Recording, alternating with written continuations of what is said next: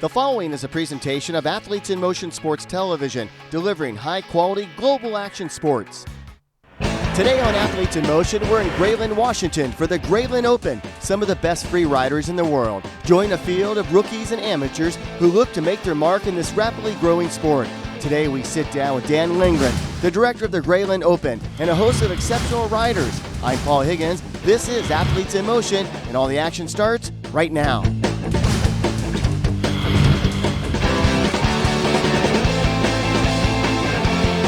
Hello everybody, welcome to the Pacific Northwest for an outstanding show. As you can tell, we do have a fabulous show, the Grayland Open, and today you're going to see some of the best jet skiers, free riders in the world on the show. And we get a chance to go inside the sport and also find out about how this event came to be. Dan Lingren is the creator, the founder, the president. He is the man that started the whole thing. And Pete McAfee, currently rated number 7 in the professional free ride world. He has been coming on super strong the last couple of years, especially last year when we saw him at the Blosian Surf Slam. Gentlemen, welcome to the show. Thank you for this opportunity of sitting down with you guys.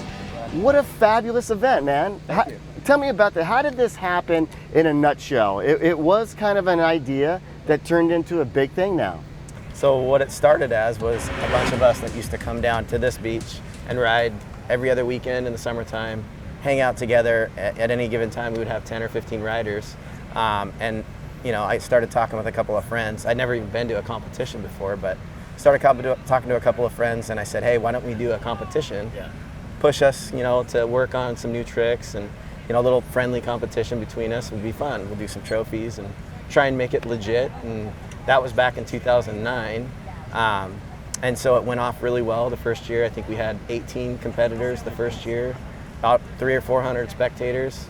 You know, we kept doing it because it was successful the first year. Fast forward to last year, I think we had 48 competitors last year, and we had about 2,000 people on the beach. So it's been growing. It's been growing very, you know, not slowly, but it's been steadily growing, and we kind of let it grow, and we do what we can to kind of improve it every year and add to it and make sure that everybody's having a good time. And the whole purpose behind creating the event was, what would I want for a fun weekend of competition? You know, you add music, you know, you add some food, you do some cool prizes, right. You get your sponsors involved, you get some good parties at night. Good parties at night, you know, some good times to hang out. It's easy to see. Real friendships and stuff. Well, you know, I wanted to make a mention of that because, Pete, we talked about this just a minute ago. This is a competition, but it's also an event that all you guys come together, a lot of camaraderie in the event. But let's step back a second. You're 7th in the world right now. That's huge in this sport. And you know, it goes without saying, you're doing it on a prosthetic leg. I know that is a big deal to me. It's not a big deal to you. But why in the last year or two has your riding come on so strong? You know, sponsorship, like the help of my sponsors and the drive to go bigger and progress in the sport. But ultimately, couldn't be done without friends and sponsors and family. These guys push me, and sponsors help with equipment. They tweak things, they make things better. It's trial and error, you know, and it just keeps getting better. When people ask me, they go, Paul, what are you doing in the Pacific Northwest? Where is Grayland, Washington? You know, I go, picture freestyle motocross on water. And that's kind of what this is. I mean, you guys are pushing the boundaries of action sports, a sport that I think is not getting the attention it deserves. And that's why we are here, to help these guys get to where they need to be. But it could be a lot bigger, and it will be a lot bigger than it is. Your thoughts as an athlete? You know, it seems to be growing. It's getting bigger. I mean, and I don't see why it wouldn't. It's the best of both worlds, you know. People love surfing, and people love motocross, all right? Especially freestyle motocross, you know? So you've got 50-50. You've got guys shredding waves on basically a motorized surfboard, riding waves, trying to get barreled, getting deep in the wave. And then you've got guys throwing super flips and knack-knacks, can-cans, Madonna flips, all the stuff they're doing in motocross. And but you're doing it with a moving target. Correct. You don't have a stationary ramp. Yeah. You can't sit there and think about it and think, you know, I'm going to do this trick off of this ramp. Yeah. It's spontaneous. And Dan and Pete, the conditions change every second. Right now, it's the sun's out, the fog came in, but we got a little drizzle. and from our vantage point, it's hard to see the surf. So with a moving target, with the element of the conditions, it's a true action sport. It really is. Mm-hmm. Absolutely. Your conditions change all the time. You can never predict Mother Nature. When you put on an event like this, you roll with it. You know, we all know we live in the Northwest. Mm-hmm. Rain or shine, we ride year round. Ride when there's snow on the ground. If you are really feeling like you need a ride, double wetsuit. You know, like hardcore. If you want to ride, you have to roll with the punches, and that's what we do even at the events. And you know, most of the time, because of the time of the year that we do it, it's pretty good. And we had some great sunshine earlier today, but it's going to be fogged in the mornings, and it's going to clear up in the day, and it's going to fog in again at night. But you know, I have to say that doing this show for all the years that I've done it, I've never sat on a more expensive chair to do the show.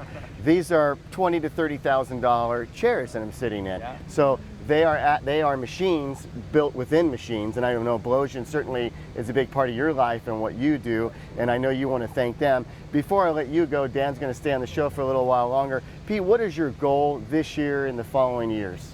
You know, this year my dreams have come true. My goals have been met.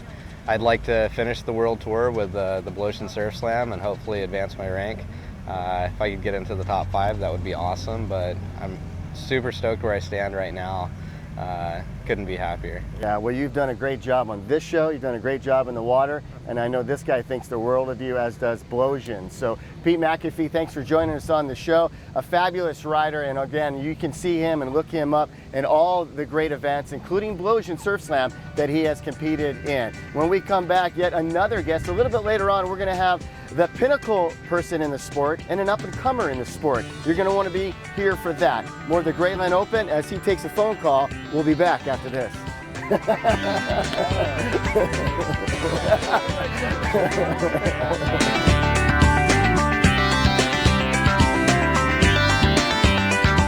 Athletes in Motion in the Grayland Open is being brought to you by the unforgettable Grays Harbor in Washington and by Crash Industries, and also by our friends at Bogwater Brewing Company, supporting the athletes and the Grayland Open.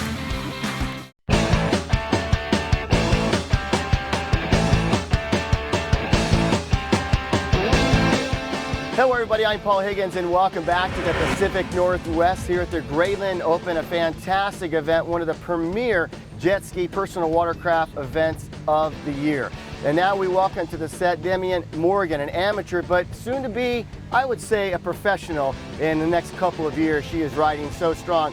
I had the opportunity to watch her this morning go out with her dad and go to the water, and it was pretty amazing. She's a great rider, and Dan, what a fabulous person to have in your competition. The grassroots, not only for a young rider, but also a young female rider. She had her first competition last year here at Grayland, won the rookie class, and since then has really dove in and with her family and really like dedicated the last year of her life to this sport, and it shows. She rides like an animal. When you say dedicated, you really emphasize on that word dedicated, because this is what I've heard, that you wake up real early, you run, you eat well, you go do what you have to do, whether it be work or school, and then you come back and you work out and you eat well again, and this is a repetition for this sport. Is that true? Yes, it's very true. I try to keep myself on the go all the time. You gotta have endurance for sure when riding on these jet skis and stuff, and so having a good routine and healthy diet and keeping yourself going all the time is a good routine to yourself. You and I talked a little while ago, getting ready for this show, and you told me about how thankful you are about this sport and also all the people involved. Your dad's super involved. Yeah. But also today you were given kind of an early Christmas gift, the new ski, and tell me about that. And I think one of your sponsors is Blosian. Yes, Blosian's my main sponsor. They build my ski for me and completely back me up in this sport. They've been supporting me now for almost a year, and they just built me my new DASA 1000, right smack dab here. DASA 1000 Richter Edge. They got it painted just last week, all put together, and they've definitely outdid themselves. It's just crazy. And Dan, I know we talked a little bit about cost. Under the hood, what does something like this cost? The DASA 1000, you're $7,000 to $9,000. Okay. You know, that's without anything else bolted on. They're expensive. You know, it's a lot of. They're very fine-tuned, strong powerful engine for the size that they are. Right. And you need that out here for doing certain tricks. You know, if you're going to go big, you want to have the type of power that a DASA motor can give you. Yeah. And they're finely tuned, awesome engines. It's the Mercedes or whatever you want to call it these days. It is the Ferrari. Ferrari. Ferrari. Yeah. Yeah. Your thoughts? I know that you and I talked about how challenging the sport is physically and mentally. Why are you so driven? What sparked you now to be so all in the sport? I would say what sparked me to be all in the sport is definitely my passion for it, but also for the fact that people look to you and with, I guess, my size and being a girl, they kind of they think that you're just gonna ride, not really take it anywhere, not gonna be up to the level and par of the professionals or the other guys. And I really wanted to show people that once you put your mind to something, you can do anything you want, really. Yeah, and I know that I got to thank Dan, because without Dan, we wouldn't be here. Without Dan, you wouldn't be here. Oh, yeah, I mean, exactly. to create an event and to make it happen and to get it on TV and out there on the internet, what you're doing, I know it makes you feel really good. But as a rider, tell me the element of having something like Dan involved.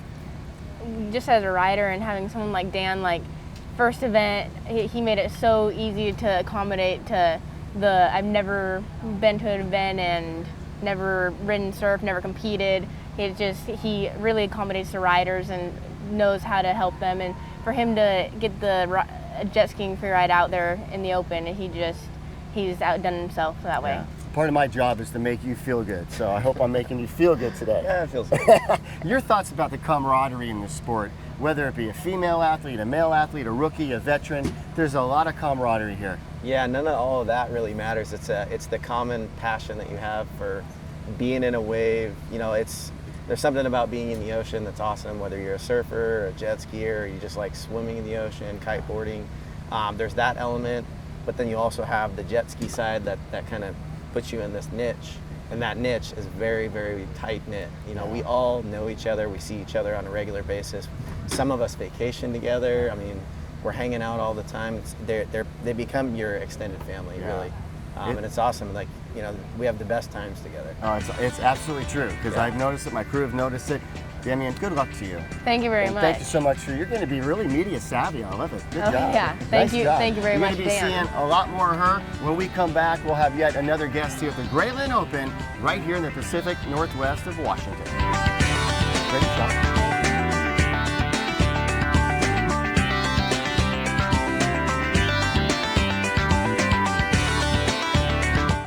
Athletes in Motion in the Grayland Open is being brought to you by the unforgettable Grays Harbor in Washington, and by Crash Industries, and also by our friends at Bogwater Brewing Company, supporting the athletes and the Grayland Open.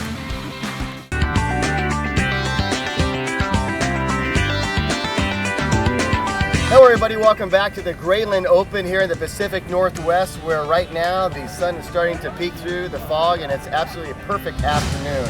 And joining us from Oceanside, California, Zack Bright on the set. And this could be an extended set right now, a segment of the show. Zack, welcome, man. You and I talked last year at Blosian, and I know you made the trek up here. So what is he doing up here? Is he going to be doing the training? Is he coaching? Is he judging? He doesn't know yet. Well, little history with Zack in this event. He came for his first year in 2010. I actually started the event in 2009. Zack came up the second year, kind of heard about the event from the year before. Didn't actually plan to come up, or he wanted to really bad.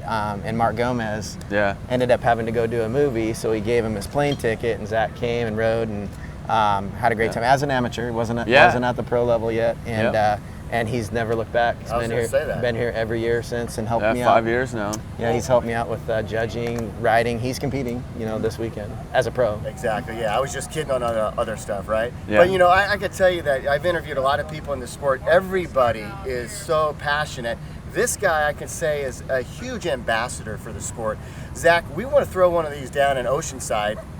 We have to I know, do that sometime, right? we really do. I mean, the sun's there, the waves are there. I mean, it's all there. It's just California. Right. So you get a little political correctness, I guess. Yeah, you know, we can't drive on the beach in California. No. Well, It's at least frowned not in upon. Southern California. Yeah, you can go to Pismo. Yeah, that's right. But the waves are better in Oside anyways. Yeah. So.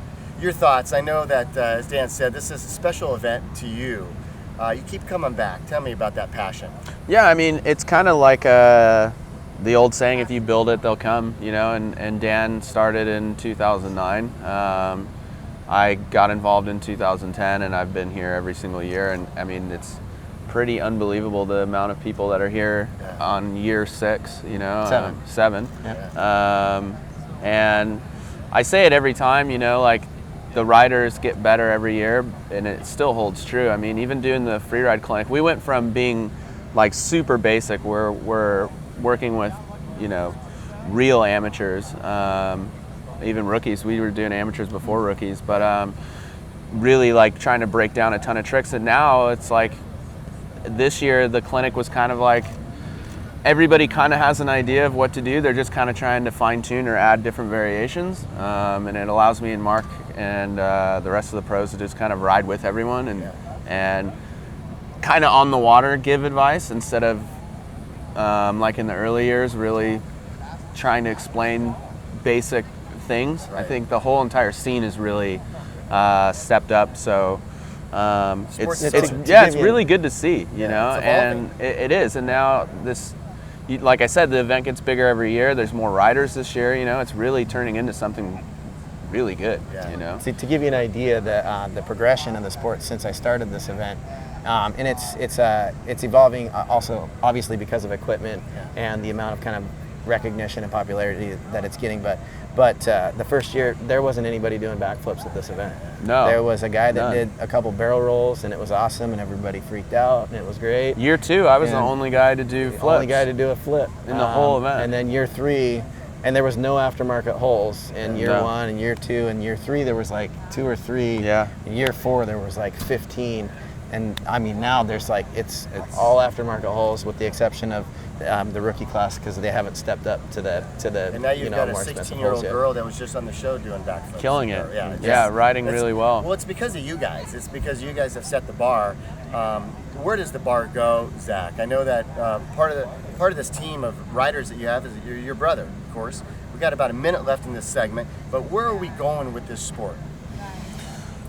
I don't know, man. I think it's still hard to say. I think we still have a lot more to go. Yeah. I think we have a lot more exposure and kind of mainstreamness that will kind of come into play. Right. I feel like there's a lot of big sponsors who could jump into this and really mold it, you know, because we've pretty much built the foundation. We just kind of need that elite, like, just to be taken a little bit more serious. Yeah. So really, I think just getting doing what we're bigger doing right companies. now. Yeah, I mean, obviously it's working. Yeah. You know, we've you guys are here now this year. You know, I mean, so I guess we just got to keep doing what we're doing. You know, it seems to be just working great. And that's why I said that Zack Bright's an ambassador for the sport.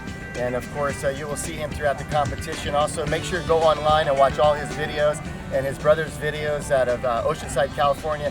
And of course, Jake Bright, I should say, he's injured right now. He's not here at this competition. We wish you well and hurried comeback to this sport. And Dan, I know you're going to jump off to let a couple guys join us in this final segment. The future of the sport and the guy that's doing really well in the sport right now is Mark Gomez, along with Zack, and of course everybody that's in the professional level. So thank you. Thank you. Hey man, you did a great job. Thank you. TV savvy guy, of course, and this guy always right a pleasure. Here, the ambassador of the sport. We'll be back with our final segment right after this. That's a good new title.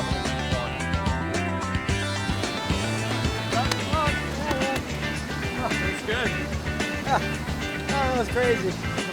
Athletes in Motion and the Grayland Open is being brought to you by the unforgettable Grays Harbor in Washington and by Crash Industries.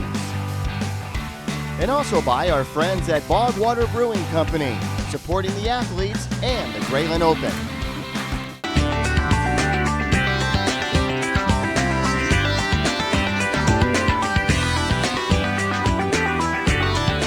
Hello everybody, welcome back, and right now we get an opportunity to see a rookie upcomer in the sport and also the #1 rider in the world. So the pinnacle and also a guy that could very well be the #1 rider in the world someday soon. This is Joe Smith along with Mark Gomez, and gentlemen, welcome to the show. You just told me you're a freshman in high school, right? So to be sitting next to him, it's pretty darn cool to be on this segment, on this show, at this part of your career. Oh yeah. What do you know about this guy? He's the world's best jet skier and an awesome guy to know. Yeah, and you're not too bad either. No. Now tell me how did you get involved in this sport? I went down to the beach one day and seen Pete riding and went from there. Started. And where do you live right now? Crescent City, California, so it's right on the border of Oregon and California. Yeah, and I know that this is a passion of yours. What other sports do you do? Is this it?